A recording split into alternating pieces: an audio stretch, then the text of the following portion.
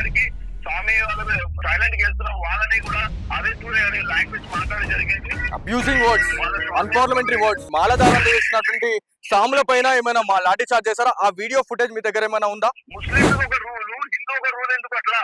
ఇక్కడ అయ్యప్ప స్వాములకు ఏమైనా గాయాలయ్యాయా, లేకపోతే కార్యకర్తలు ఎవరైతే ఉన్నారో వాళ్ళకి ఏమైనా గాయాలయ్యాయా? ఏం స్వామి మీరు ఇట్లా చేసి తెచ్చితే మాకు మా అధికారం ఒప్పుకోవట్లేదు. నమస్తే, వెల్కమ్ టు తేజస్వి మీడియా.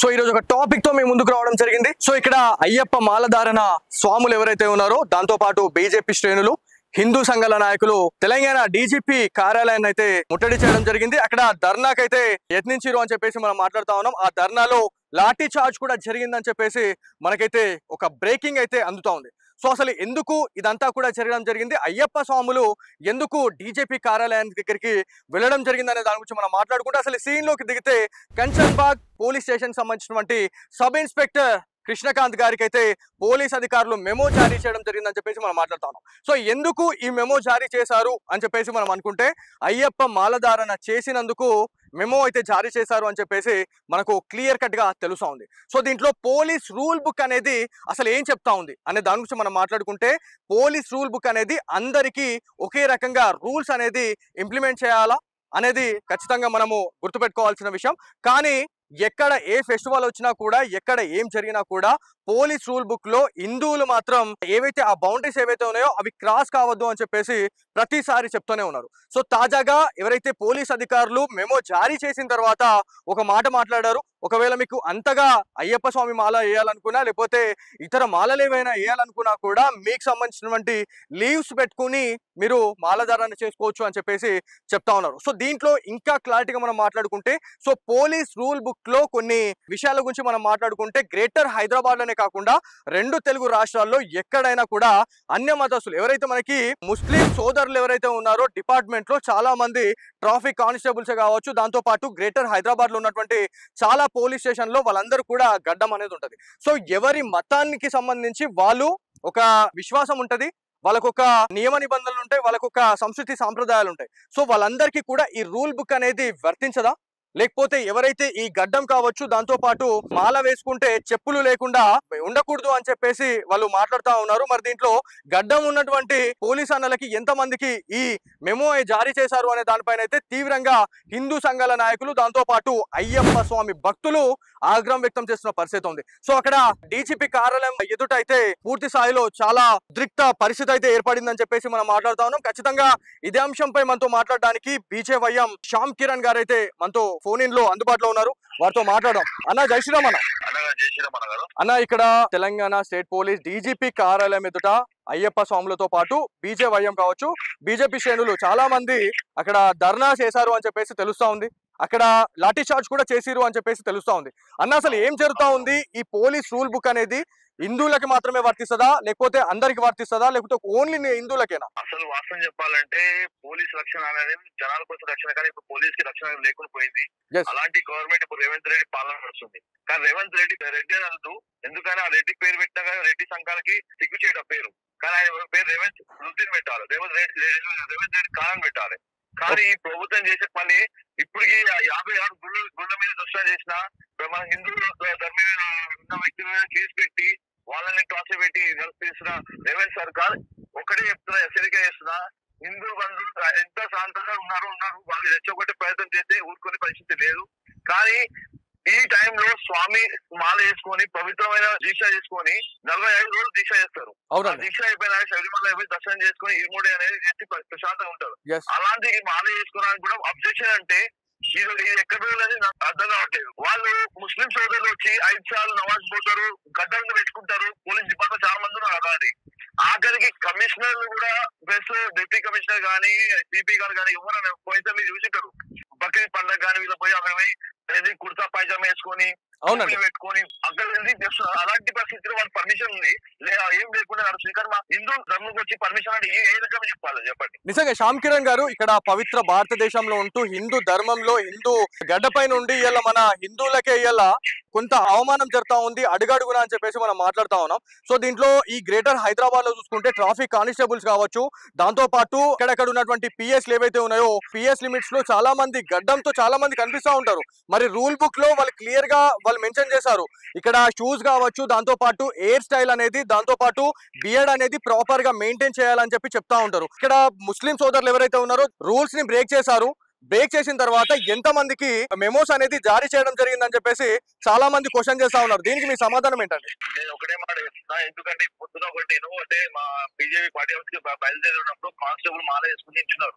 నేను అడిగాను, ఏం స్వామి మీరు ఇట్లా చేసి అంటే మాకు మా అధికారులు ఒప్పుకోవట్లేదు, మాకు ఏంటంటే హిందూ మీద మాకు అయ్యప్ప స్వామి చాలా భక్తి ఉంది, మేము 40 రోజులు దీక్ష చేస్తాము, కానీ మేము ఏం ఉద్యోగం తీసేస్తున్నారు, ఉద్యోగం తీసేసి మా పిల్లలు ఎక్కడికి పోవాలి, మా భవిష్యత్ ఏం కావాలని మేము ఇట్లా అయినా సరే తప్పు అయిపోయిన సమీక్షణ చేసుకుని నడిపిస్తున్నామని స్వామి అంటే ఆ బాధ మేము చూడలేకపోతున్న బాధని బాధని. కానీ మాల వేసుకుంటే మనం ఎట్లా పవిత్రమైన పూజలు కానీ తెల్లజాన 5ంటికి చేసి స్నానం చేసి ఆ పూజలు చేసి సాయంత్రం పడి పూజలు ఎంత గౌరవం చేస్తాం, అలాంటి మనకి మనం పూజ చేస్తాము.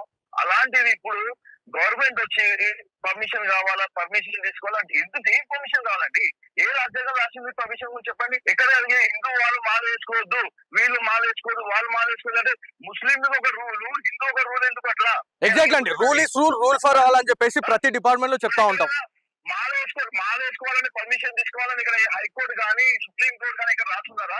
లేకపోతే అంబేద్కర్ రాజ్యాంగం ఇక్కడ రాసుందా? చెప్పండి మీరే.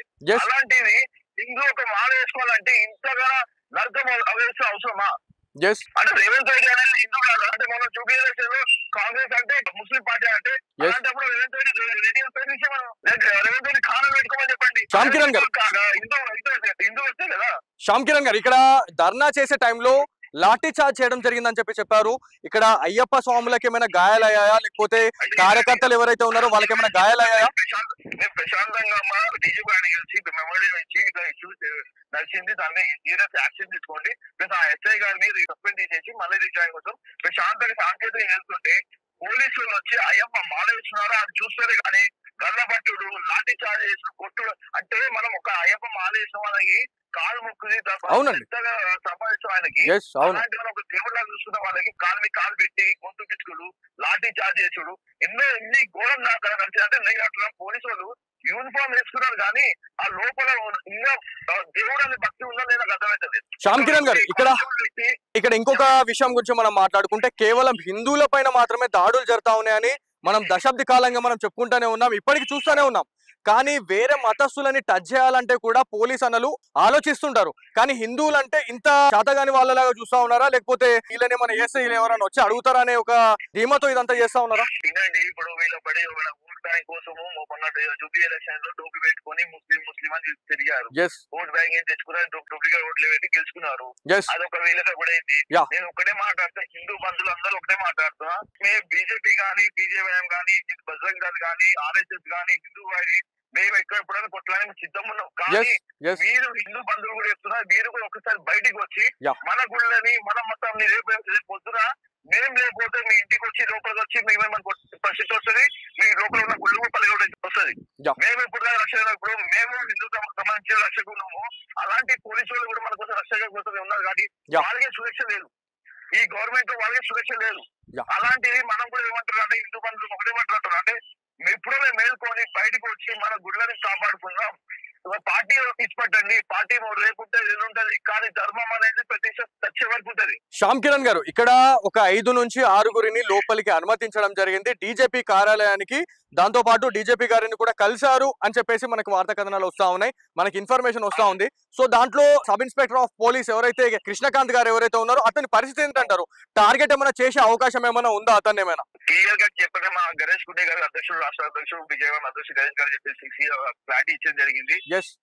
వెంటనే ఆయనని డ్యూటీలో జాయిన్ చేసుకోమని చెప్పారు. లేదు పక్షాన మనకు టైం ఇచ్చాము, వాళ్ళు టైం పీరియడ్ పెట్టాము, ఆ టైం పీరియడ్ అయితే భారీ ఎత్తున అన్ని సంఘాలు కలిపి మేము ముట్టడి కాదు, రేవంత్ రెడ్డి ముట్టడి లేకపోతే ఎక్కడెక్కడ డిజిటల్ తిరుగుతున్నాం అన్ని అందరూ ముట్టడి చేసి మేము ఒక ఆయనని న్యాయం చేసేలా చేస్తాం. శ్యామ్ కిరణ్ గారు, ఇక్కడ ఇదంతా కూడా మనం పక్కన పెడితే ఇక్కడ పోలీస్ అన్నలకు కూడా ఇలా రూల్ బుక్ అనేది అడ్డం వస్తా ఉంది. మరి దీంట్లో పవిత్ర రంజాన్ మాసంలో వాళ్ళు 5 పూటల నమాజ్ చేసే టైంలో వాళ్ళకు పర్మిషన్ ఇస్తా ఉంటారు. ఇఫ్తార్ విందులలో కూడా వాళ్ళకు మినహాయింపు అనేది ఉంటది, డ్యూటీలలో మినహాయింపు ఉంటుంది అని చెప్పేసి క్లియర్ కట్ గా మనకు చెప్తా ఉంటారు. కానీ హిందువులకు ఏమి ఇచ్చిర్రు, అసలు ఫెసిలిటీస్ ఏమి ఇచ్చిర్రు, ఏమేమి ఇచ్చిర్రు అనే దాని గురించి మనం మాట్లాడగలుగుతారా మీరు దీని గురించి? మీరు హిందువులకు అంటే ఇప్పుడు ఒక మాట చెప్పండి, రాష్ట్రంలో నడిచేది నేను ఒకటి మాట చెప్తాను, కాంగ్రెస్ గవర్నమెంట్ వస్తుందో లేకపోతే రజాకర్ అంటారు కదండి, రజాకర్ల పాలన, రజాకర్ పాలన అంటారు. అలాంటి పాలన ఇప్పుడు రేవంత్ రెడ్డి సర్కార్ చేస్తున్నారు. అంటే వీళ్ళు కాంగ్రెస్ పార్టీ అనేది మొత్తం ముస్లిం అనేది కాళ్ళ కింద పోయి పడి పాలన చేస్తుంది, కానీ ఈ సొంత అవి చేస్తలేరు. కానీ నేను ఇప్పుడేం మాట్లాడుతున్నా, హిందూ అనే వ్యక్తి, హిందూ అనే పేరుంది, ఆ హిందూ అనే ఎక్కడ దాకా సాగునే ఏ లాఠీ చార్జ్ కానీ ఏ బుల్లెట్ కానీ సాగు పోయినాక సిద్ధంగా ఉంటాడు. కానీ ఇప్పుడు దాకా మేము ఎంతో శాంతియుతంగా ఈ సికింద్రాబాద్ లో మహంకాళి సంబంధించి కానీ ముత్యాలం గుడికి సంబంధించి కానీ హనుమంత్ సంబంధించి ఏ విషయంలో ఉన్నామో శాంతియుతంగా చేస్తూనే ఉన్నాం. అదే మీరు మళ్ళా రెచ్చగొట్టి వేస్తే మేము ఎంతో ఒప్పుపడుతున్నాం. అదే మాకు శివుడు యొక్క 3 కళ్ళు ఉంటే అతను మేము తెలిసినాం అనుకోండి ఘోరంగా. ఎందుకంటే ఆల్రెడీ ఒకప్పుడు కేసీఆర్ హిందూ బంధువులు అన్నాడు, పోయి ఫామ్ హౌస్ లో కూర్చున్నాడు. అవునండి. ఇప్పుడు మళ్ళీ అదే పరిస్థితి రేవంత్ రెడ్డి సర్కార్ గురించి మళ్ళీ చెప్తున్నాము. మేము మా అధ్యక్షుడు గారు టైం ఇచ్చారు, ఆ టైం ప్రకారంగా ఆ ఎస్ఐ గారికి న్యాయం జరిగితే ఓకే, లేని పక్షాలు అన్ని సంఘాలు వచ్చి అన్ని చోట్ల ముట్టడి అవుతుంది. తెలంగాణ రాష్ట్రంలో హిందువులందరూ బయటకు వచ్చి ఏదని హిందూ అంటే ఏమి చేస్తుంది చూస్తే ఆ రోజు 10 నిమిషాలు 15 మినిట్ ఆ 15 మినిట్ 10 మినిట్ లో చూపిస్తాం ఏదో అంటే. శ్యామ్ కిరణ్ గారు ఇక్కడ పోలీస్ అధికారులు ఎవరిపైన లాఠీ చార్జ్ చేయడం జరిగింది, మాలధారణ చేసినటువంటి సాముల పైన ఏమైనా లాఠీ చార్జ్ చేశారా? ఆ వీడియో ఫుటేజ్ మీ దగ్గర ఏమైనా ఉందా? ఆ వీడియో ఫుటేజ్ మన మీడియా మిత్రులు గారు అక్కడికి స్వామి వాళ్ళు సైలెంట్ గా వెళ్తున్న వాళ్ళని కూడా అదే చూడే లాంగ్వేజ్ మాట్లాడే జరిగింది, అబ్యూజింగ్ వర్డ్స్, అన్పార్లమెంటరీ వర్డ్స్. అవును, ఎస్. అలాంటి స్వామిల మాట్లాడడం చాలా బాధకరం అవుతుంది. కానీ ఇప్పుడు స్వామిలు అంతా తెచ్చుకుంటారు. మాకు ఆల్రెడీ ఫోన్లు వస్తున్నాయి, స్వామి మాకు మానేస్తే మేము వచ్చామని చెప్పి. కానీ మేము శాంతివంతంగా చేసి దానికి పై దాకా దృష్టి దాకా తీసుకెళ్దాం అనుకున్నాం. ఆల్రెడీ టైం ఇచ్చిన వాళ్ళకి టైం ప్రకారం ఆ స్వామిని మనం రిటర్న్ తీసుకొని డ్యూటీలో జాయిన్ చేపిస్తే మంచిది. లేని పక్షాన అన్ని ఇప్పుడు ఉన్న అయ్యప్ప స్వాములు కానీ భవానీ స్వాములు కానీ అన్ని కులాల అందరూ వచ్చి మేము ధర్నాకి దిగాం. ఎగ్జాక్ట్లీ శ్యామ్ కిరణ్ గారు, ఇక్కడ ఈ ఏవైతే డిమాండ్స్ ఏవైతే చెప్పారో అది ఒక నెరవేరకపోతే ఇప్పటికే మీరు 150 నుంచి 200 మంది స్వాములతోని అక్కడ ధర్నా చేయడం జరిగింది, అక్కడ ముట్టడి కూడా చేసినట్టు మనకి ఇన్ఫర్మేషన్ అయితే ఉంది. సో ఒకవేళ ఈ డిమాండ్స్ అనేది నెరవేరకపోతే తెలంగాణ దాంతో పాటు ఆంధ్రప్రదేశ్ లో ఉన్నటువంటి స్వాములంతా కూడా వచ్చే అవకాశం ఉందా హైదరాబాద్ కి? కంపల్సరీ వచ్చే అవకాశం ఉందండి. ఎందుకంటే ఇది ఒక దేవుడి విషయం కాదండి, ఒక మాలకు మంచి విషయం. అది ఒక మంచి విషయం కూడా కాదు చెప్పేది. ఒక మాల అంటే దేవుడు, మాల అంటే నల్ల ఎదురు చేసే దీక్ష. అది అలాంటి మాలని ఇట్లా చేసి పెడితే ఎవరైనా ఒప్పుకుంటారా? శ్యామ్ కిరణ్ గారు ఇక్కడ మండల కాలం అంటే 41 దినము ఎంతో పవిత్రంగా పొద్దున్నే సన్నిటితో స్నానం చేసి కఠిన బ్రహ్మచర్యంతో ఇవాళ దీక్ష నియమాలు అనేది ఇలా ఉంటాయి. కానీ ఇక్కడ